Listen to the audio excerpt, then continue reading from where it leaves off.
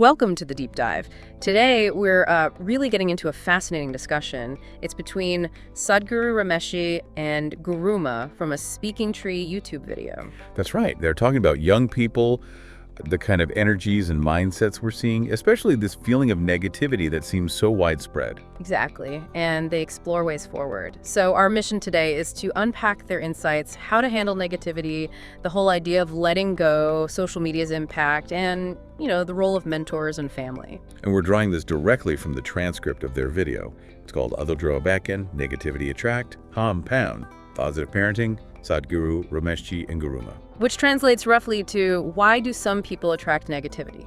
Positive parenting. Yep. It's a really rich conversation, and we want to distill the key takeaways for you, the listener. Think of this as, getting straight to the core ideas. We want to give you a clearer picture, maybe some actionable thoughts for yourself, or perhaps for the young people in your life. Okay, let's dive in. First off, this observation about negativity. Right. The original host mentioned it, this trend of young people just feeling tired, frustrated. Negativity almost seems like the default setting sometimes. And Sadhguru Ramesh jumps right on that. He doesn't just brush it off. He calls negativity a major obstacle, something stopping young people from reaching their aspirations. He actually says something pretty powerful. He suggests this younger generation has this huge inherent potential, maybe even more potential than elders. Wow, okay. More potential, but they're struggling to use it. What's the gap there, according to them? Well, the key, as Sadhguru Ramesh puts it, is learning to channel that energy. Finding a way to grow, to move forward, but doing it while relaxed, while content. Relaxed and content, but still growing. How does that work? He introduces this concept. It sounds a bit paradoxical at first. Be content with what you have and crave for more. Be content and crave for more. Yeah, that does sound like a contradiction. How do you hold both? He explains that real growth, the kind that lasts, it starts from inner peace. When you actually appreciate what you have now, your mind settles down. And a peaceful mind, he says that's a powerful mind. I see. So contentment isn't laziness, it's the launching pad. Exactly. It's the strong base. Then the craving for more becomes positive drive, not anxiety. You're not just chasing something because you feel empty.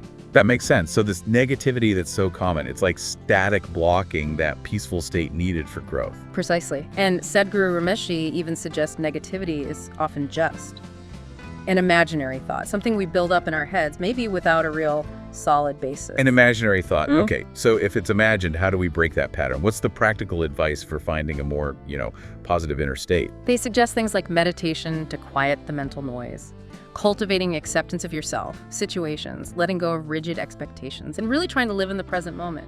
Right. Not dwelling on the past or getting lost in future worries. It's about consciously shifting your focus away from those self-made fears and towards what's actually happening now. Okay, but Guruma raises a really interesting point.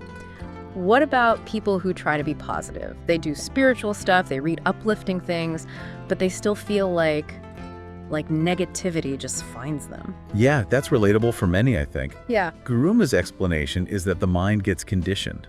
Over time, maybe even she suggests over lifetimes, it develops this habit, this pull towards negativity. It's like a default pathway. A conditioned response. Right. And she mentions that while things like prayer can offer temporary relief, a nice feeling for a bit, they don't necessarily fix that deep-seated habit, that root cause. So if the quick fixes aren't enough, what's the deeper solution they offer? How do you break that conditioning? Guruma says it requires conscious effort, right in the moment. When a negative thought pops up, you actively immediately replace it with a positive one. Immediately. That sounds key. Don't let it linger. Exactly. It's like a mental substitution, done instantly. Don't give the negative thought room to grow. She used a great analogy for this whole struggle, didn't she? Something about gravity and a helicopter. Yes, it's very vivid. She compares negativity to gravity, this constant downward pull on the mind. Throw something up, it comes down. Our minds kind of naturally get pulled towards the negative. And positivity is the helicopter fighting that pull. I got it. Just like a helicopter's rotors need to spin powerfully to overcome gravity and stay up, our minds need a strong, consistent, positive force to counteract that negativity pull. So it takes continuous effort. If that positive mental effort weakens, those rotor blades slow down, then negativity, the gravity, can just pull you right back down. Okay, shifting gears slightly. Another major cause of negativity they identified, non-acceptance. This really hit home for me. Resisting reality seems like such a source of pain. It's a huge point. Sadhguru Ramesh really emphasizes this. Accepting people as they are, accepting yourself, your situation, your family, even like accepting traffic. Huh. Accepting traffic. Easier said than done. Right. But his point is, fighting reality constantly just drains energy and creates negativity. Acceptance aligns you with what is. We spend so much energy wishing things were different. Exactly.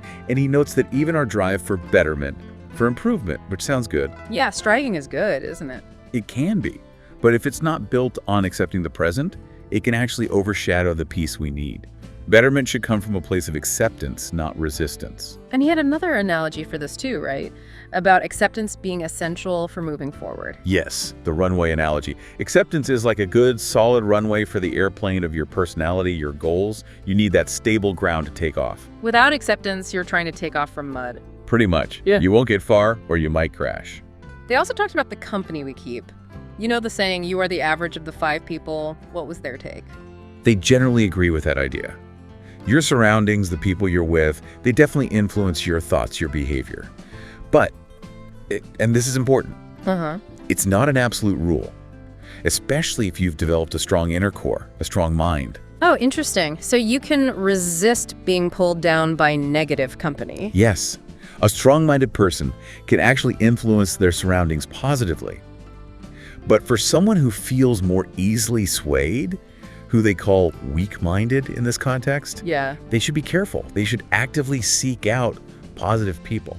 Like putting guards around young saplings, he said, to protect them while they grow strong. Protecting the saplings. I like that. They shared a story about this too, didn't they? With a guru and disciples? Yes, a great little story. The guru sends one strong-minded disciple into negative company, knowing he'll be okay, maybe even help them.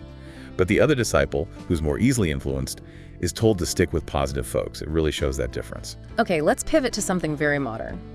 Social media. That huge gap between the online persona and real life. Oh yeah, the host pointed this out clearly. Young people crafting these perfect influenced images online. Right. Well, behind the scenes, they might be dealing with serious stress, depression, anxiety. It's like 2 different people. This double-faced life, as they called it. What are the dangers of that long-term? Guruma suggests it's really damaging. Living that kind of inauthentic life, constantly performing. It creates internal conflict, makes you feel disconnected from your real self. It can lead to isolation, unhappiness. Which brings us to mentors. They stressed how vital guidance is, especially now. Absolutely vital. They believe young people need mentors, wise guides to help unlock their potential, give them direction. Just having intellect or information isn't enough without that wisdom perspective. Makes sense. Information overload doesn't equal wisdom. Not at all. Sadhguru Ramesh even uses the SWOT analysis idea. Strengths, weaknesses, opportunities, threats. A mentor helps you see those clearly and figure out a path. And they told that really striking story about the psychiatrist that really emphasizes the power of the right guidance at the right time. It's incredible, isn't it? A gold medalist psychiatrist helped thousands with depression, then falls into it himself over one negative thought.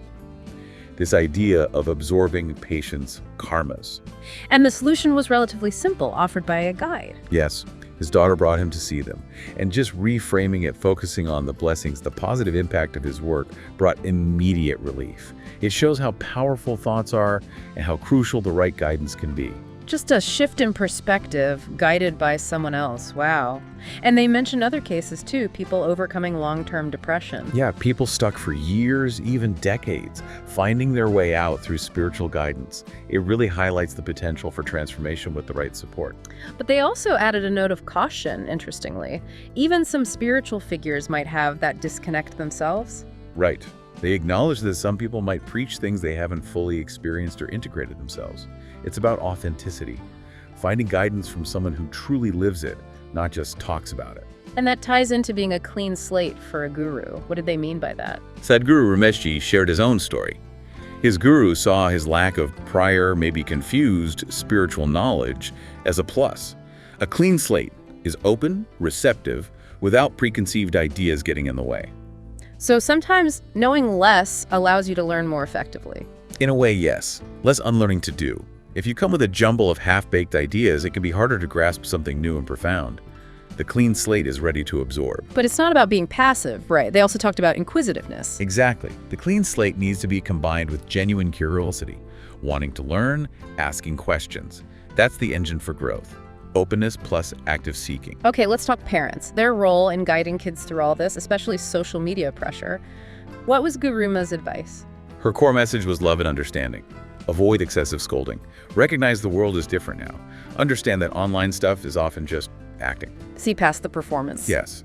And parents should try to be a stabilizing force, not piling their own dreams or anxieties onto the kids. Instead of pushing, offer relaxation, humor, support, especially when kids stumble. They also mentioned the pressure around schoolwork, exam. Oh yes, the counterproductivity of just forcing long hours without breaks.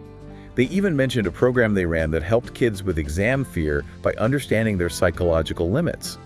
It's not just about cramming. There's that personal story, too, about parents maybe exaggerating achievements. Sadhguru Ramesh's story, yeah. His parents inflating his marks to relatives. It created this pressure, this feeling of inauthenticity for him. It underlines how important real honesty and acceptance are from parents. Which leads to this idea of shifting the whole parent-child dynamic, the 80-20 rule. Right. They suggest aiming for 80% friendship, 20% traditional parenting. Often they observe it's the other way around, mostly authority, less connection. 80% friendship. That's a big shift for many families. It implies more mutual respect. Definitely. Recognizing the kids' potential, even learning from them sometimes, like with tech, and not treating adult kids like little children. Make them feel needed, responsible not by lecturing, but by genuinely asking for their help or opinion. Like asking for help with research or something. Exactly. And that amazing story about their son wanting to quit his board exams. Yes. Tell us that again briefly. Their response was pure support. Yeah. No conditions. Our love isn't based on your exam results. Yeah. And that trust empowered him. He took responsibility for his education later, on his own terms. It shows the power of unconditional support. It really does. They also painted a picture of a harmonious, multi-generational family. Yeah, emphasizing love, humor, acceptance across ages. Like the 90-year-old adapting food habits for the younger ones. It shows the parents' role in bridging that generation gap with acceptance. And admitting parenting is a learning process too. Okay, next big theme, letting go. Huge challenge for young people. Past relationships, money worries, career setbacks. Their core advice: focus on being happy now. Staying present automatically helps you let go of the past. They use that saying, yesterday is a dream, tomorrow's an imagination, today is yours. Today is yours. Simple but powerful. And the glass of water analogy. Perfect illustration. Hold a glass of water seems easy, but hold it for hours. It gets incredibly heavy. That's like holding on to past hurts or failures. It just weighs you down. So the solution is? Put the glass down. Consciously decide to let go. Learn the lesson, yes, but don't keep carrying the weight. It stops you enjoying today and moving forward. Learn and move on. Don't get stuck ruminating. Precisely. Now, the original hosts brought up Gen Z's focus on the present and how that might play out in relationships. Any potential downsides there? Yeah, they wondered if that intense now focus could lead to wanting instant gratification in relationships too. Maybe less inclination towards long-term commitment, deeper emotional work. A fear that casual connections might satisfy immediate needs, but lessen the desire for something lasting, like marriage. That was the concern raised. If you get the surface level stuff easily, maybe the motivation for the deeper, harder work of a long-term partnership decreases, a potential trade-off. But Sadhguru Ramesh pushed back on that, didn't he? About love having no saturation point. Strongly. He believes genuine love, deep emotion, doesn't run out. He used his own 45-year marriage as an example. Love staying fresh daily through compassion. And he stressed the soul-to-soul connection over just physical attraction. Why was that so key? Because physical attraction fades, changes, it's temporary. But the soul's beauty, that connection, he sees that as eternal. Relationships built on that deeper level are more resilient, they handle conflict differently. Less need for painful compromise. Exactly. They define compromise as being forced into something you don't want. But in real love, where you both genuinely want the other person's happiness. You naturally yield sometimes out of love, not obligation. Yes, it's not a grudging give and take that builds resentment. It's willingly letting go of your preference for their joy. And finding joy in their joy is key to avoiding depression. That's what they suggest. It's a sustainable source of happiness. But the caution is, it has to be genuine joy for them. Just doing things to please others without feeling that shared happiness that leads to burnout. They also talked about the fleeting nature of just momentary physical pleasure. Right. If it's only about that, without deeper connection, it can become a cycle. Momentary high, then emptiness or detachment. And maybe, down the line, even guilt or regret, even if you don't feel it at the time. Lasting fulfillment needs more than the physical. Needs that soul connection. Yes. They also critiqued the idea of multiple partners as some kind of status symbol. Called it a pothole on the road to a good life. Just following the crowd, the sheep mentality, especially in something as important as relationships, can lead you astray.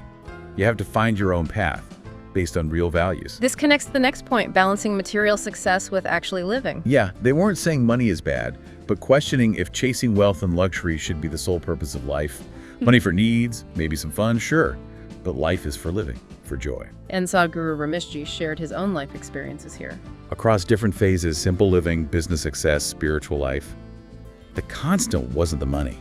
It was inner peace, quality of relationships. He feels the lack of that inner constant, often driven by comparison and competition, is a big reason for depression now. So the real dangers aren't external, but internal. The rust. Exactly like rust destroying iron from the inside. Anxiety, fear, comparison, competition, those are the biggest threats to the mind. The mind can destroy itself. And freedom comes from letting go of needing external validation. Status, numbers, wealth, looks. When you stop needing that, you can genuinely enjoy life, grow, find peace. And that inner peace leads to better decisions, helps you avoid the whole rat race. Okay, that brings us to their final advice, specifically for younger listeners. Guruma first. Guruma focused on connection. Yes, the world's at your fingertips with phones, but be mindful of the loneliness that can create.